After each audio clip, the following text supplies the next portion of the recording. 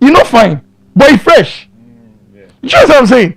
If better money, these are once again, these are broke people problems.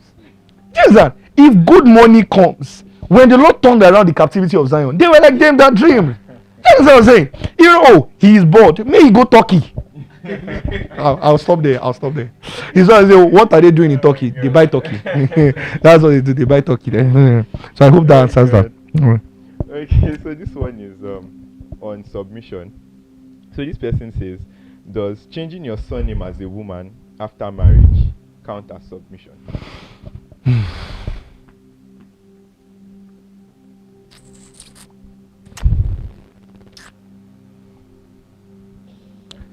Simple answer, no. Simple answer, no. You don't have to. You actually don't have to change your surname. It doesn't count as submission. Are we together? It doesn't. Changing name. Changing name is not this thing. Anybody can change name for anything. No. I promise you. If Dangote tells me to, that's what I'm saying. The changing name no be this thing, you know. I know. However, let me tell you what the real issue is. Why?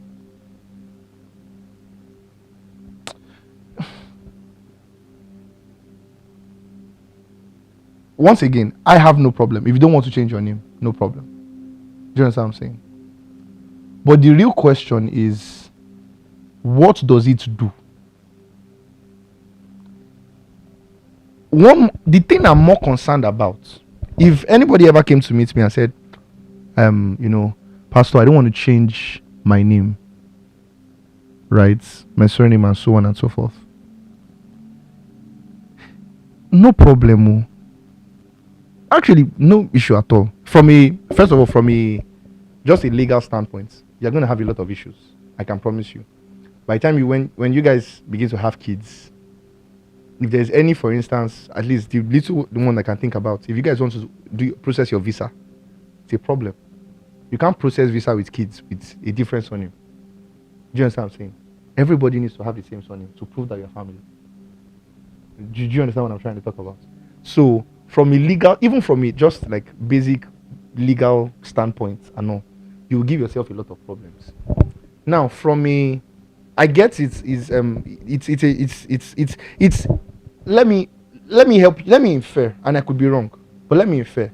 These kind of questions come from this idea that it's a patriarchal thing that women take men's name. Do you understand what I'm saying? That by it being the man's surname that becomes the name of the family, it's patriarchal or something. And so that's what I want to address. My issue is not that you don't want to change your name. My issue is that you will keep seeing a problem where there is no problem. There is a way,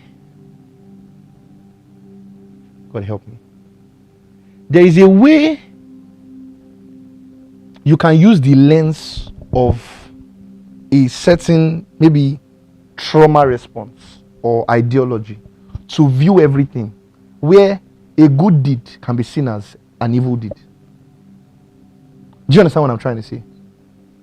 And it's just because of trauma. I'm going to give you a very good example. You say in traditional weddings, the woman is supposed to kneel.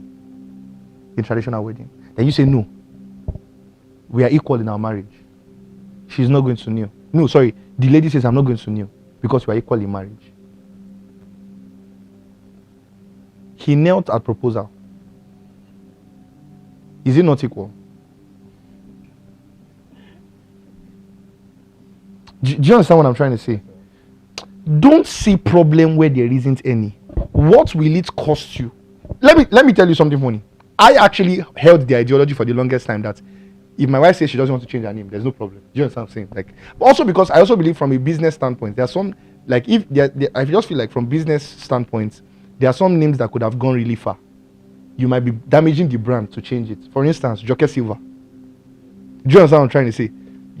It's already known that way. So if you change the name, it might be an existing brand name that is already popular. So for that, so I will understand that. Do you understand what I'm saying? It makes total sense. Do you get me? But in fact, it was not until when I spoke to a friend of mine and I was telling my friend that I actually don't even really mind about this name thing. That my friend actually said that, oh, even from a legal stand, these are going to be things that are going to affect the family on the long run. Do you understand me?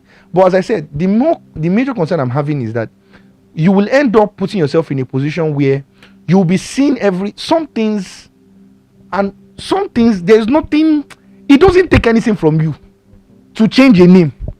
So why not? Do you understand what I'm trying to say?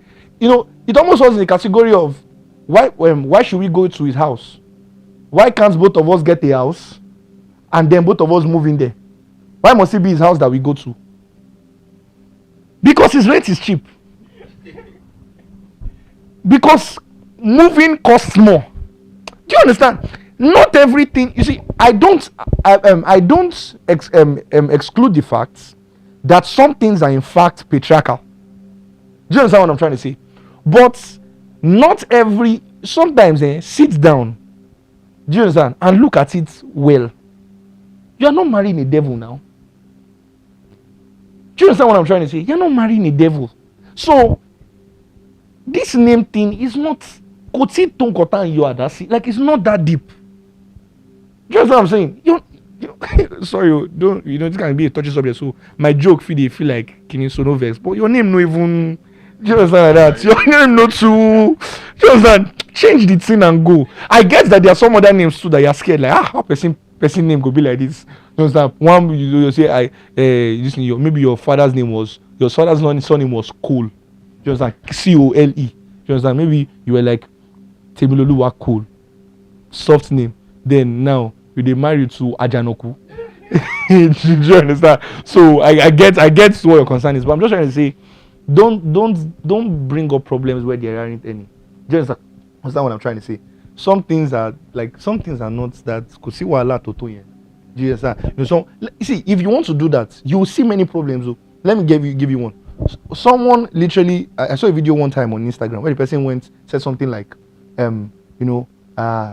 why is it only women who wear rings after they get engaged? That why don't men wear rings? That it almost seems as though the woman is the one who is showing that she's taking, but the man is still looking like he's free. I say, then give me a ring where nowhere. Like, you see, let me tell you, whatever you are looking for, you will see it. Oh. I'm telling you, whatever it is you are looking for, you will see it. If you have an idea that the world is a patriarchal world, do you understand? That women are always at the mercy of men. Even things that are just basic, I have no doubt that they could have had a patriarchal origin. Do you understand what I'm trying to say? But now, there's nothing patriarchal about it. Alright? You will begin to see it from a patriarchal point of view. Whereas there's nothing there. Now, here's the irony. Do you know what the correct answer to that is? When the idea of proposals and rings actually begun for engagements, the man would give the woman a ring and the woman would give the man a sword. So if we want to do him, you're supposed to give him somewhere go hold for belt. Now go use to sort of show the idea of him protecting. Do you understand what I'm trying to say? Do you get me? So some things don't suck yourself in this pattern of always seeing what's wrong with the world. Do I want to use this? Please let me just use this example as I round up on this. There was a movie that we saw one time. There was a movie that was rampant. This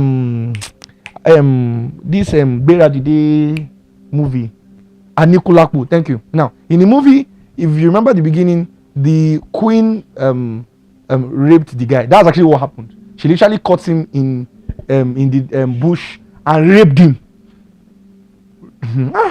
Nobody spoke about that thing. Nobody. Now, this is where it got interesting. I was having a conversation with a particular lady in the car, and she was not talking about how it was because of patriarchy that even though it was the woman who found the pouch, it was him who was using the pouch. That it was patriarchy. I looked at her, and what was funny to me is this lady is an intelligent lady. The person that said this thing. So I looked at her and I asked her some questions. I said, Did at any point in time, are we shown in the movie that he found out that she got the pouch and he instructed her to give him? She said no. I said, was she compelled by anybody to give him the pouch? She said no. I said, how did she give him the pouch? She said, she went in by herself. She found the pouch when he didn't even know. went in by herself, got the pouch, and gave it to him. Just what I'm trying to say. Anybody who has a patriarchal view will see actions of love as patriarchy. Do you understand what I'm saying? The woman cooks in the house, the husband goes to work. You say it's patriarchal. Why is the woman cooking? Because she wants to. It's not every family. In your family, your mom, and I'm not trying to insult you, your mom may have wanted to work and your dad said no. I have no doubt that those things exist. But there are some families where the woman wants to cook and she doesn't want to go to work. And the man is okay bearing the financial responsibility of the family. Leave them alone. Let me tell you something. You might not know this, but there are marriages, in fact, where women are excited to change their surname. You literally hear some ladies say, I cannot wait to have this guy. Do you understand what I'm saying? So, I say all that to just say, right?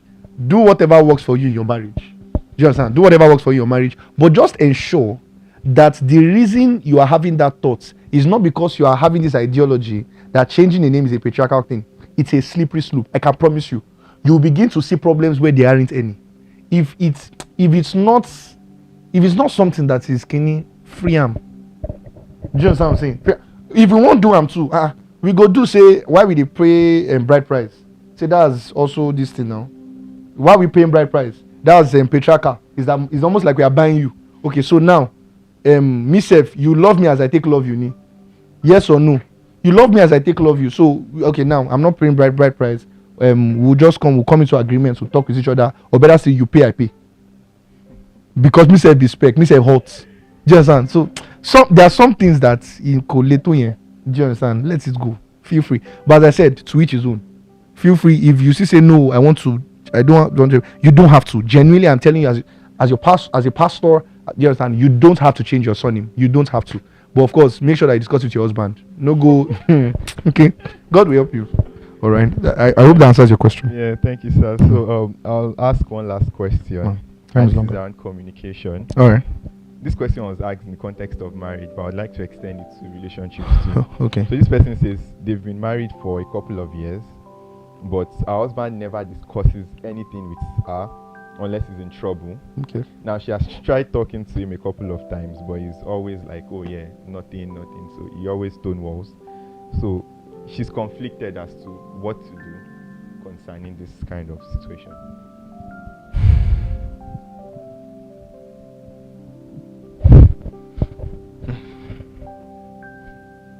Okay, so first of all, I'm not married, so I just had to put that there. Not married, so I would advise you to talk to a marriage counselor. However, I'm going to tell you what I know to an extent from at least my little time counseling people, including married people.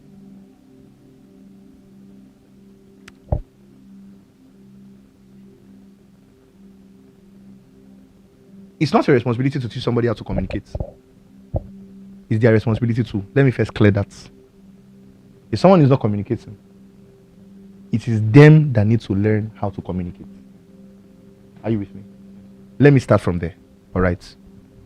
However, I believe that there are certain things you can do that can make it easier or harder to communicate with you. Are you with me? There's a part of the question I'm not so sure if I'm getting. Because you said he doesn't tell me anything unless when he's in trouble. That sounds, because what I would normally expect is that, now it could be one of two things. It could be he doesn't tell me anything when things are bad, until when things have gotten so bad he cannot do anything anymore, so he just has to tell me. There's that. Or there is just, when things are going good, he doesn't have conversations with me, but then it's only when there is a problem that he comes to meet me and talks to me. Do you understand me? The second one is very rare, because most times it's the other way around. Do you understand? That there's when there's trouble, he doesn't say anything, all right, until when he fixes it and then he tells you. Of which, now in that case, I think that there are some things, as I said, once again, because people do this thing wrongly, where they sort of do victim blaming and say, oh, if he's not communicating, there's clearly something you are doing. It's not always true. You understand what I'm saying? He's not, at the end of the day, he's not a baby. He needs to know how to talk. Do you understand? But just to be clear. But two truths can coexist. on one hand, there can be the fact that he needs to learn how to communicate, but there can also still be the reality that there are certain things you can do as a person that can aid communication, that can make someone wants to communicate with you. Do you understand? Based on previous patterns or previous existing patterns. So let me talk about that second one, then I'll go to the first. So for the second one, it could be that, so for the second one, maybe, and which is not the example here, but I'm just going to say it for the help of people who are listening so they can learn. All right? If you are with someone, if you are with a guy who you notice, he doesn't speak to you when things are bad. Do you understand? He just, locks up. And only when things are good is when he comes to talk to you. First of all, recognize that, unfortunately, it's a tendency for most guys. And is largely cultural. Do you understand? It's largely cultural. Now, there's a part of it I believe that is a good thing. I believe that it's a very dangerous thing if you have a partner who always runs to you and at any slight inconvenience. And hey, kill a man, yeah, that's not a man. Respectfully, do you understand me? It's not there. There's a level of grit that a man should hold. Do you understand? Where he can face challenges, up front. Do you get me? Right? That doesn't stop him from being vulnerable. All right. Well, so I just had to say that. But then there's also the tendency. There's now a tendency for it to become toxic, where you are going through a tough time, right? And this is the balance to it. This is the balance to it. If it affects your communication or if it affects your relationship with your partner, it's a problem. Are you with me? Now, there's a way you can tell your partner, babe, there's this thing happening currently. Don't worry. I have it handled. I just need you to know what's happening right now. Do you understand what I'm trying to say? Babe, this and this and this is what's going on. I might not be as available to talk. I might not be as available, to communicate and stuff because I need to face this thing head on. But don't worry, I've got it. I just need to keep praying for me or something like that. Do you understand what I'm saying? So, you still have it. You're trying to say, I have a handle on it. It has not gone beyond what I can fix. I just need you to know what's going on. Do you understand what I'm saying? There's now also, only you where I can't do this. I need my partner. Do you understand what I'm saying? Now, you can also say, babe, you know what? I've done the best I can on this thing. Do you understand me? I really need help. Do you get me? Right? But you're not just telling her for the first time then. Are you with me? My point is, you can communicate that there's an issue, still communicate that you can fix it. Communicating there's a problem does not automatically equate I'm helpless. No. You can communicate that. And this is a Nigerian thing. Interestingly, I've even seen it even at the workplace. Particularly, and I think it's a cultural thing. We like to look like we have a handle of things. And so, we only want to communicate to people when we have fixed it. Which is very wrong. Very, very wrong. And this is something I had to learn even at work. That communicating is communicating. Communicating is communicating what is going on. Communicating is not just talking about the good things. Communicating is communicating. Oh, this is what is happening right now. I have it handled. Just I'm handling it. I just need you to know what's in the loop. The reason that's important is because sometimes you can think you have it handled and it can easily spiral out of hand. You don't want a case where you are just telling your partner about it. And the person is wondering, how come all of this has been happening before and you did not tell me? And you now say, oh, it's because I thought I could handle it. It doesn't matter. You tell me still. Do you understand what I'm trying to say, guys? All right. So I said all that to just try to cover for, the scenario of, how to communicate with your partner when something is going on. Now, as the partner, as the lady, I think there are also things you can do. There is a way when a man tells you what he's going through, right, that you, for instance, when at any point in time or for every now and then, or let's just say the first few times, he's vulnerable with you, right, about, okay, this is what's happening right now. Or maybe even like, okay, it has gone out of hand and he needs help. Do you understand me? And he tells you he needs help. And the way you respond to it. As I said, it's his responsibility to always communicate with you. But there are certain things you can do that can make him feel like, I will never tell this lady this thing anymore. And this thing is a lot more common than you know. Do you understand what I'm trying to say? I'm not asking you to massage people's ego, because there's a way we also teach this thing that is just, massage his ego. That's not what I'm trying to say. But I'm trying to say that, for instance, you can render help without scorn. Are we together? You can render help without making the other person feel inadequate. You can render help without, and for God's sake, you don't have to always mention it. After all I did for you, singlet and boxer, bro. You don't have to, and this is on both sides, by the way.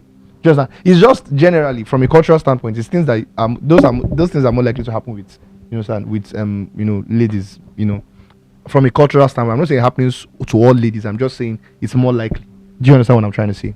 Right. And because we are in a society, and even according to God's word, all right, where men, there's a context of according to God's word. I'm sorry, I just had to put that way. But because we're in a society where the man is known as a provider and a protector, it takes a lot, I'll be honest with you, for a man to be honest and vulnerable enough to let you know he needs help. Do you understand what I'm trying to say? Don't kick him when he's down. This even goes down to, even in friendships. Do you understand what I'm saying? Even in friendships, you don't kick your guy when he's down. No. There's a guy tells you he needs help or something like that. That's not the time to be telling him, even if it is true that he doesn't work hard and that he was lazy. That's not the time to tell him. Are you with me? That's not the time to tell him, I don't have messed up now. Look at it now. He needs help now. Help him. Do you understand? When things are balanced, you can have the conversation and say, my guy, I need to tell you this thing of the truth. You didn't do well here. Are you with me? And you don't need to tie it to the fact that you did something for him.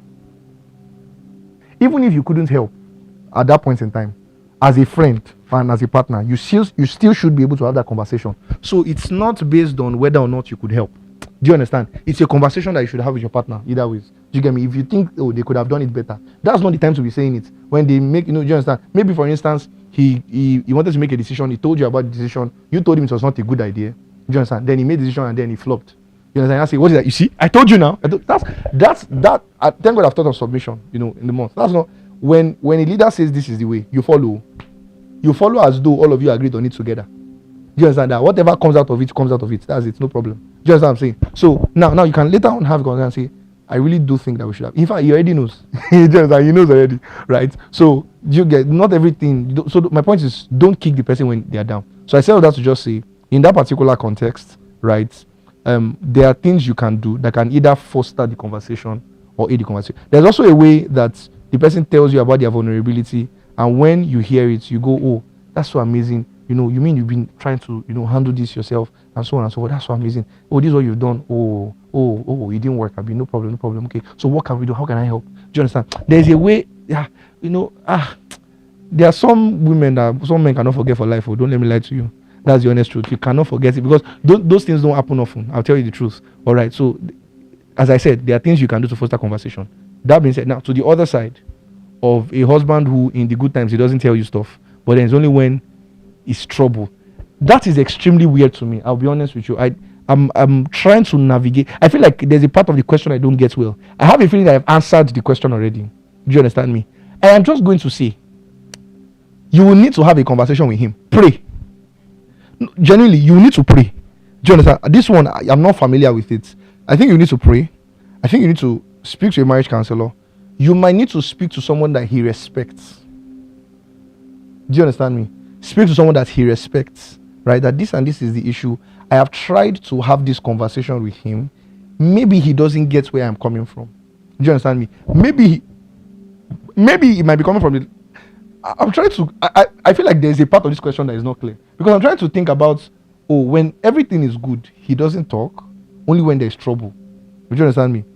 Does that mean that... Because unless there's trouble every day, doesn't he talk in the house? So that's what do you understand? That's what I'm confused about. I feel like I may not get... But be that as it may, have a conversation with somebody that he honors, someone he reveres, someone he looks up to, all right, that can counsel him and say, okay, that maybe you'll be able to explain the concern better to the person, and then the person will be able to explain it to him, you understand what I'm saying, much better. All right. I really hope that answers your question.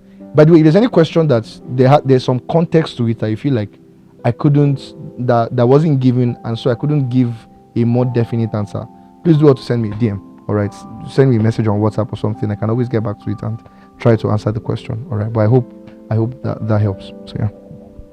Okay, thank you so much, sir. So because of time, I'll just end it here. Okay, no problem. Even though we're short already. So thanks so much, sir, for taking our time to do this. Thank you very much. And wherever you are, I hope your questions have been answered, and I'm sure Pastor Evan shed more lights on things you were thinking before but couldn't exactly articulate in words.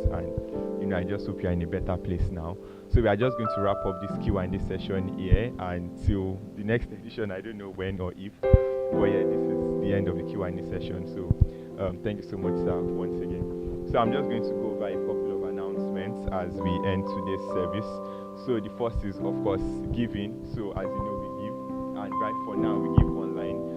the account is First Bank, and the account name is Adeusi Oluwaseun. So the account number is currently displayed on your screen. So and one thing is, do well to add us to your beneficiary list, right? Especially if you are a member or you join us often, right? If this ministry has blessed you in any way, form, or shape, I would like you to add us to your beneficiary list every time God lays it upon your heart, basically. So yeah, we do give. Then so this weekend we are going to have a video in Kerusso ministry, basically. So it's from 3 a.m. to 7 a.m. and that's on Saturday, 3 a.m. to 7 a.m. So just have that in mind and begin to plan and pray and prepare towards it. So that's on Saturday. Then also talking about prayers in Kerusso ministry, which is a subsidiary of the St. House Global. Anyway, we pray every morning, and that's from 6 a.m. to 6:30 a.m. So that's our Kerusso morning prayers. So do well to join us on Telegram every morning, and I'm sure you're going to have a swell time.